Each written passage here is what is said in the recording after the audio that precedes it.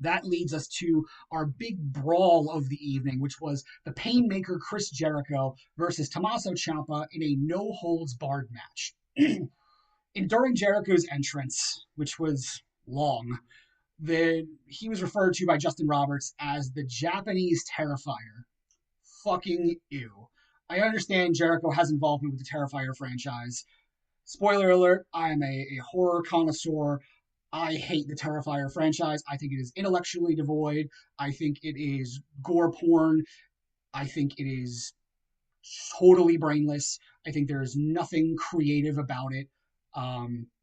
So calling Painmaker the Japanese Terrifier feels gross, but also kind of in line with the Painmaker character, considering I don't like that shit either. So I guess it aligns as far as my tastes are concerned.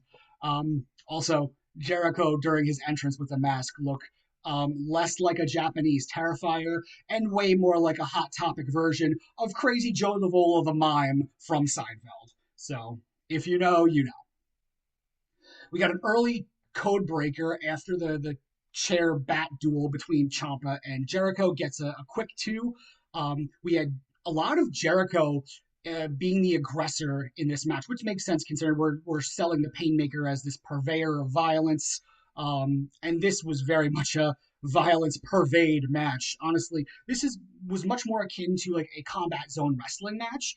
And that is not an insult. I saw many CZW shows at the former ECW arena in my college years. I loved Combat Zone Wrestling, and it wasn't just a garbage promotion. They had a lot of great in-ring stuff too, but this was very much a bit of muted Tournament of Death Combat Zone style match.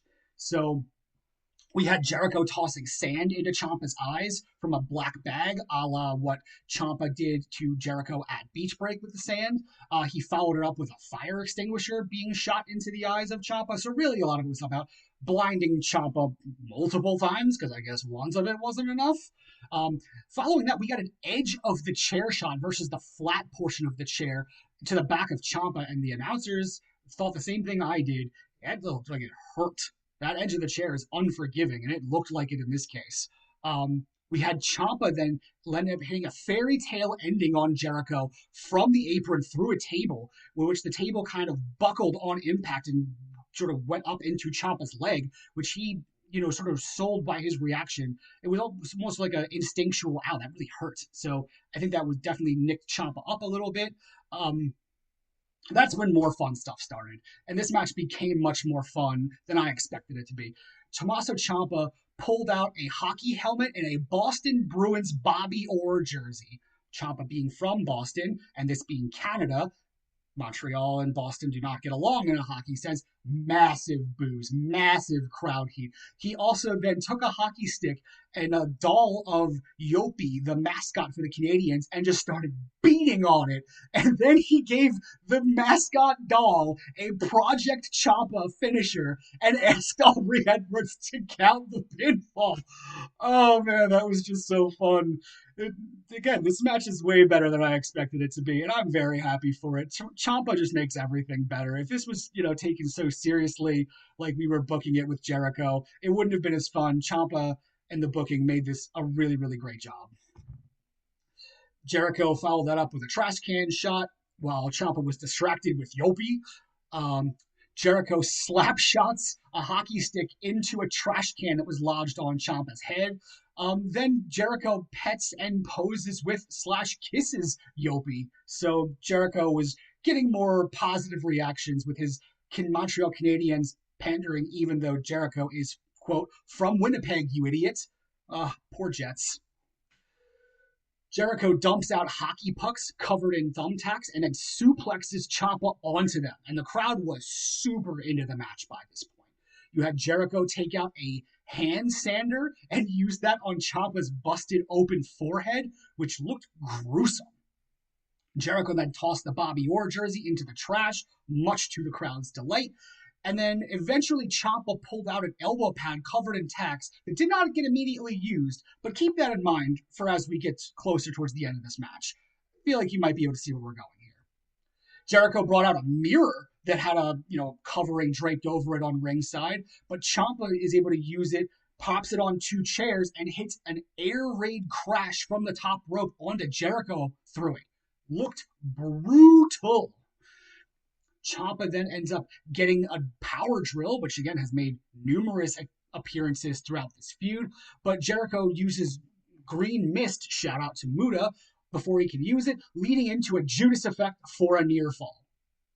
Jericho gets another mirror, which is covered in barbed wire because glass wasn't enough, and painted like the Painmaker face paint. Again, think Crazy Joe Davola Seinfeld mime.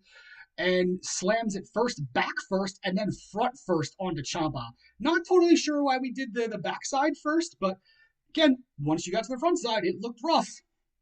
Jericho then gets the tack pad, puts it on, hits the Judas effect on Ciampa for a near fall that I completely bought. I totally thought this match was going to end with the Judas effect with that elbow pad on as soon as I saw it get pulled out. I think I actually wrote it down that the finish was going to be that. It wasn't. It got me. So well done by Jericho and Ciampa there. Jericho then got the drill and used that to end the match. Clearly the drill bit was gimmicked in some way, so that's not going to dig into Ciampa's forehead. I'm not totally sure what happened, though, whether or not it was Ciampa gave up or whether it was a ref stoppage. I'm not totally certain how that went down. I may have to go back and rewatch that, but I mean, it's a no holds barred match, so if that was the case, I wouldn't like it. I'm going to give them the benefit of the doubt and assume that it was a submission. Maybe Ciampa verbally gave up once that happened. I didn't see a tap. So at the risk of going into Seth Rollins versus The Fiend Hell in a Cell territory, I will give AEW the benefit of the doubt and assume this was a submission victory for the Painmaker, who remains undefeated in AEW competition. We get a backstage interview with Mick Foley interviewing the Divine Dominion. They basically say they've beaten everybody and have nobody to face. Mick brings up the Brawling Birds. So we're clearly going exactly where I thought we were going. We're going Birds versus Divine Dominion at All In. The segment ends with Mick Foley being told to bow down by Megan Bayne, and Foley gets down and ends up barking for some reason, but not just barking for like an uncomfortable amount of time. I mean, it was at least 6 to 7 woofs or bow wows or ruffs. Either way, it was weird. Even my wife looked up from the work she was doing and was like, why is he barking and why is it going on so long? And I didn't have a good answer for that because it was freaking weird. 1 or 2 barks would have sufficed if we were going to do that at all. 6 to 7 of them is just uncomfortable. So we move on to one of our other title matches this evening. Mark Davis taking on Andrade El Idolo for the AEW National Championship. Andrade did get a new entrance, as I alluded to earlier, and it is badass. It incorporates the black mask aspect of his character. It sort of leads into from a more gritty area that his character was at to the more colorful, boisterous Latino playboy character he's playing now. It was great. And he also got what I would say is one of the few special entrances on the pay-per-view, as he had 5 of the selfie girls, I guess we would call them, walk him down while intermittently taking pictures with him down the ramp. Again, those plants work really well for his character. They really enhance the presentation. Love what they're doing with Andrade. Change nothing. But I will say, I would have liked to see more special entrances on the pay-per-view. And this, to me, is a running theme that I have a gripe with about AEW pay-per-views. They're more special presentations. I think we should up the ante on the intros and entrances a little bit, at least more frequently than it's done. I think we got 1, maybe 2 at most on this show. Would like to see more of that. It makes the big event feel seem a bit more special and gives the people a chance to see something they don't see on TV every week, both who are paying for the pay-per-view and who are paying to attend live. We get early on, Andrade hits the Dia de los Muertos, which I didn't know the name of at first, so honestly, I just wrote the better Judas effect. But he got that for an almost instantaneous near fall right after the bell. Andrade ends up spitting a drink later on the outside in this match. Is it maybe Tim Hortons coffee? I don't know. That would make sense, but he did spit a drink of some sort into Davis's face on the outside. We had a brutal chop exchange from Davis and Andrade. throughout this match, and it kind of showed as it woke Andrade up after Davis was in control for a lot of this match. The crowd also was very solidly behind Andrade El Idolo here. So he's really, really getting over very, very well. Andrade countered Davis's finish from the apron into Hurricane Rana that sent Davis into the turnbuckles, but on the apron side, that's a little bit unique.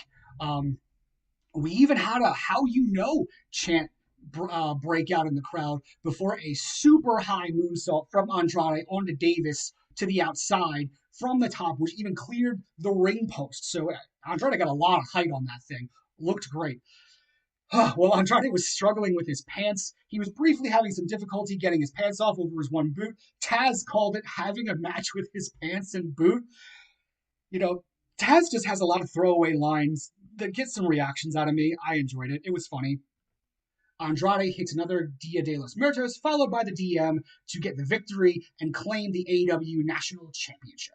So this will be Andrade's first run with a singles championship in AEW. I will say well deserved. Mark Davis was also a very deserving champion, and I love that he got such a prominent spot on this card, the third last to go on in this show. Great look for both these guys moving up the card.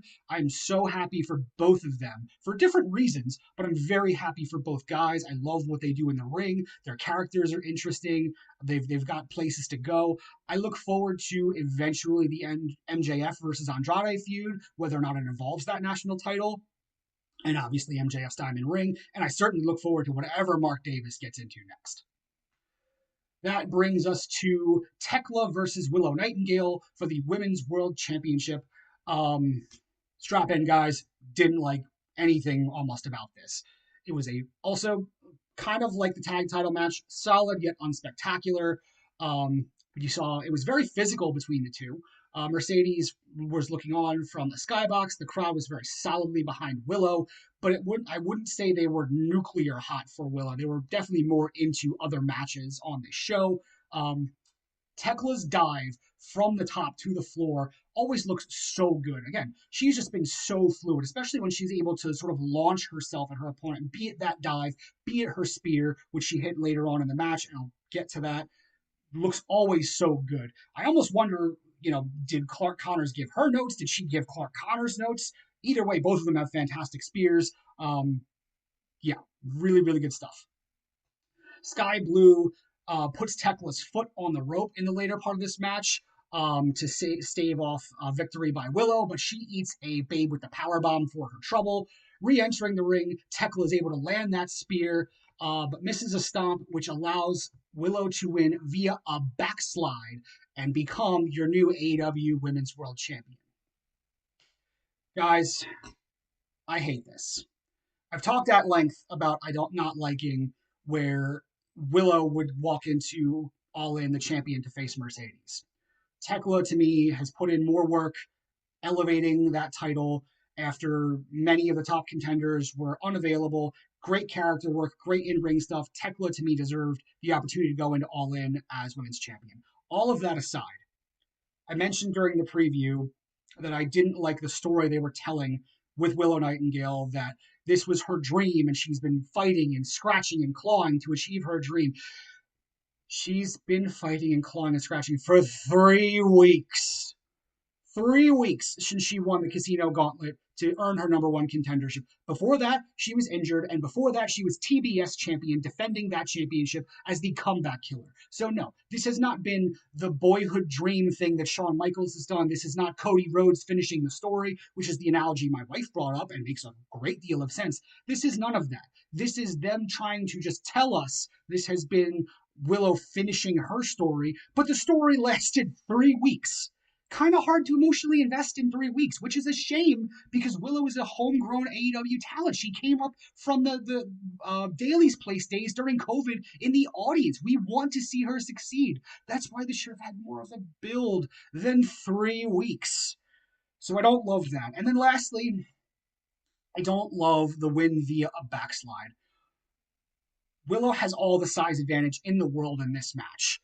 She is the more dominant competitor of the two.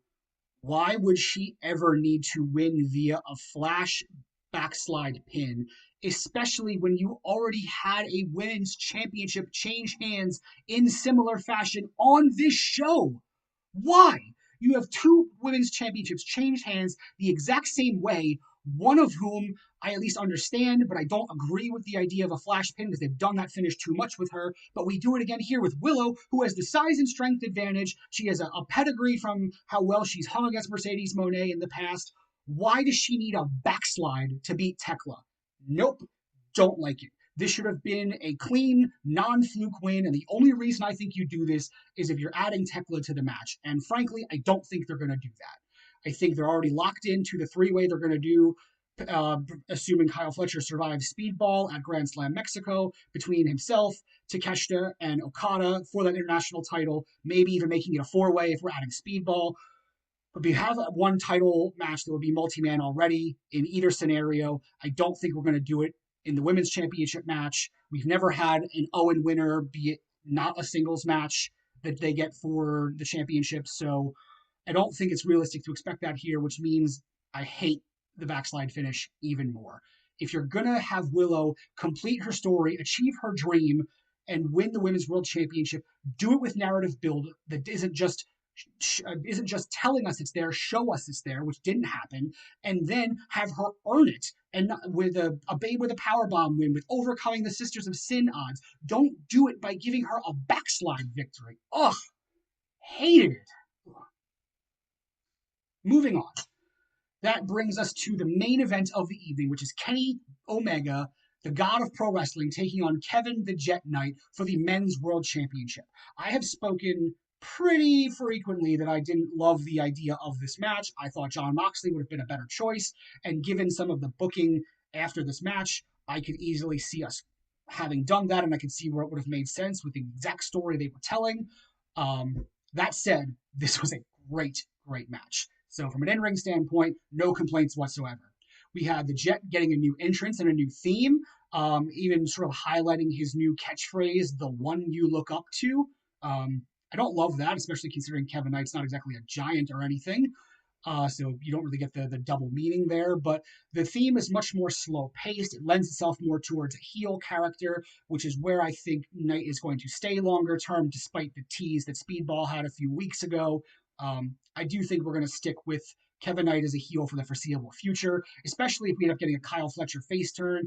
That to me feels like Kevin Knight will be the face of the Don Callis family. Jet jumped Kenny from the back with a belt shot during the end of the big fight intros from Justin Roberts, very much tying into how we ended the previous Dynamite. That was a nice touch. And these two throughout this match just had great chemistry together. Everything was smooth, fluid. There was no delays. There was no awkwardness. Everything was on point. Kevin Knight was also very over as a heel in Montreal, which I was a little bit surprised by. I knew Kenny was going to be over as a face in his home country, but Knight's only just been pushed to this tier of the card. I didn't know how the Montreal crowd would react to him in this setting, but we got a multiple FU Kevin chants throughout this evening. We even got a Speedball's better chant, which I really enjoyed. Again, Speedball super over with the Montreal crowd. Love that for him, and hope we eventually go back to the Speedball Kevin Knight feud, probably most likely after the Derby program has concluded at All In. My guess would be a coffin match. We will see. But crowd super against Kevin Knight. I was very happy to see that. And Jet was doing a great job at working Kenny's leg. We got a unique spin on the dragon screw leg whip while Kenny was laying down. They looked really fluid and really crisp. So great job there by Kevin Knight. Kenny, to his credit, not that he needs any, we all know how good Kenny Omega is. A fantastic Snapdragon on the apron and then another one on the table. Full disclosure, I don't love Kenny's Snapdragon. Yes, I said earlier in the show that I love a good Dragon Suplex, and I stand by that.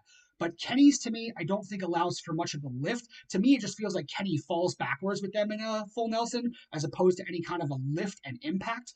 If that makes sense, it doesn't give the same kind of visible implied damage that Kenny's does versus a traditional Dragon Suplex. We had a great sky high as well by Kevin Knight after eating a running knee strike from Kenny. Kenny catches Knight coming off the top with a calf kick to the outside, which was great looking. I am also very partial to a calf kick. Most anti-air sort of moves anymore involve a super kick or a clothesline. Give me a calf kick all day. I love a good calf kick. Shout out Dean Malenko. Shout out Booker T. Um, Knight hits the crash landing, which we're just branding it that way. It's just a sort of a shifting rock bottom on the championship belt for a 2. Kenny then gets the knees up on the UFO splash, catches Knight in midair coming off the ropes with a knee, and hits the one-winged angel for the win to retain the championship. That locks us in to Will Ospreay versus Kenny Omega at All In for the AEW Men's World Championship. None of us expected anything different from this match. Nobody thought Kevin Knight was going to win. And none of the near falls in this match I really bought. I don't think the crowd super bought them either. That said, I'm glad that Kevin Knight could hold his own against a talent the caliber of Kenny Omega in a main event level contest. The crowd bought it as well, so that's great. And that says good things for the future of Kevin Knight. So if this was more of a litmus test for what Knight can be rather than just putting on the best possible drawing match, then I'm more okay with it. I still would have preferred Moxley. Now, the big deal, the post-match stuff. And this is all very, very important. The Death Riders jump Kenny post-match. The Bucks come out to try and make the save, but they also get beat down.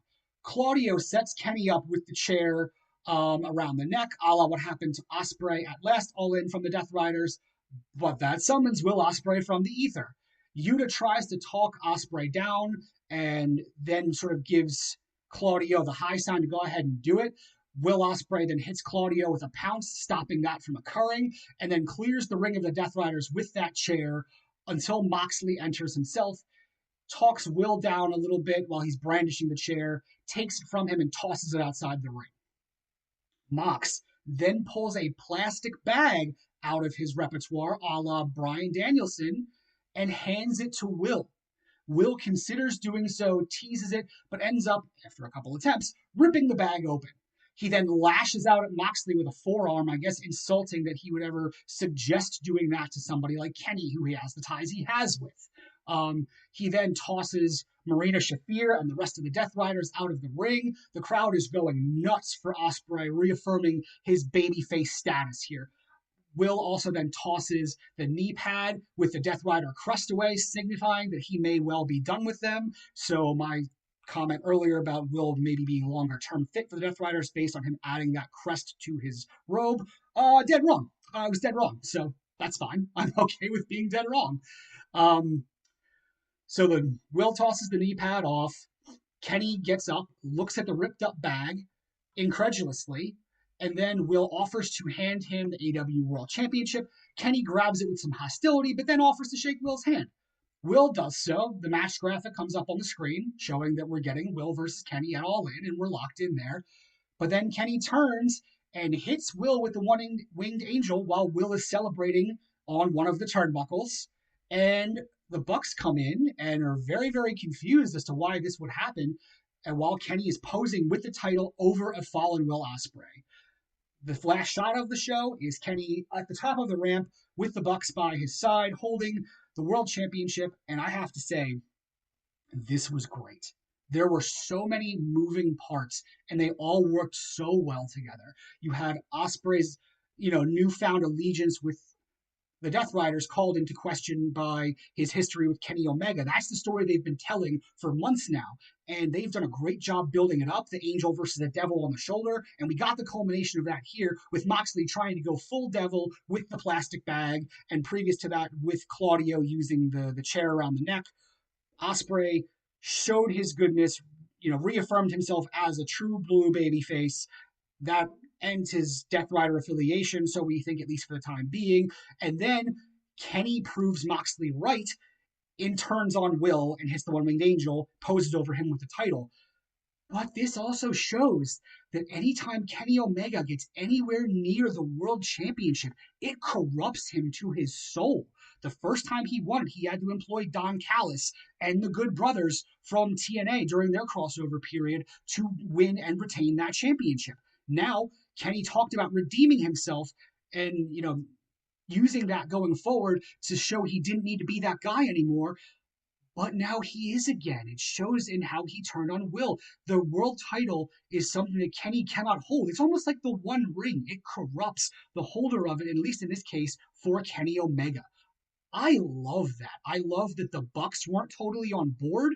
I love that Kenny didn't even seem sold on what he was doing. I love that Will Ospreay turned face, but immediately has to be shown that he was in the wrong, at least on some level, for not hitting the kill shot like Moxley wanted. There is so much nuance here from a story standpoint. My hat is off to AEW's creative in the men's world title scene. They have been on it all year, all the way back to Grand Slam Australia when they booked Brody King super strong, through the multiple contenders they had through MJF's reign, Darby Allin's exceptional run with the belt, MJF being the great talent he is, and now Kenny Omega losing his soul again because he can't hold both his soul and the world championship at the same time. This is fantastic storytelling. It is a great job on AEW's part. I love it. Now, that wraps us up for the pay per view. Please let me know how you felt about the show. I really and greatly enjoyed it, especially the end part.